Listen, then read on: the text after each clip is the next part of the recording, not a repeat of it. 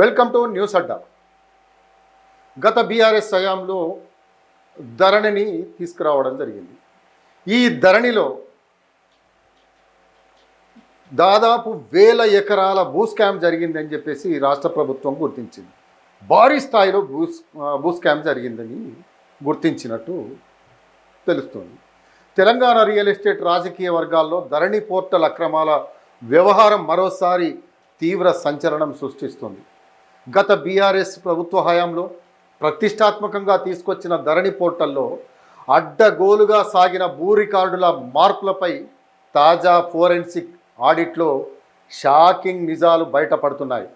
రాష్ట్ర వ్యాప్తంగా దాదాపు 1000 ఎకరాల ప్రభుత్వ ప్రైవేటు భూముల యాజమాన్య హక్కులను కొందరు కేటుగాళ్లు తమకు అనుకూలంగా మార్చేసి భారీ కుంభకోణానికి పాల్పడినట్లు ఆధారాలు లభ్యమయ్యాయి.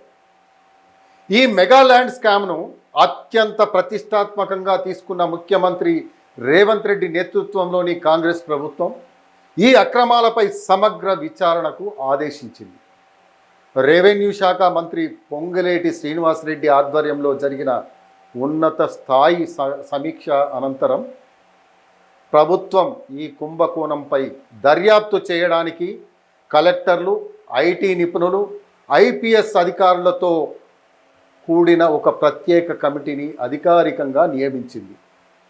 ఈ 1000 ఎకరాల భూ రికార్డును మార్పిడి అసలు ఏ సమయాల్లో జరిగింది, ఏ మాడ్యూల్స్ ద్వారా డేటాను ట్యాంపరింగ్ చేశారు, దాని వెనుక ఉన్న అసలు సూత్రధారులు ఎవరు అనే కోణంలో నివేదిక ఇవ్వాలని ప్రభుత్వం వారికి ఆదేశించింది.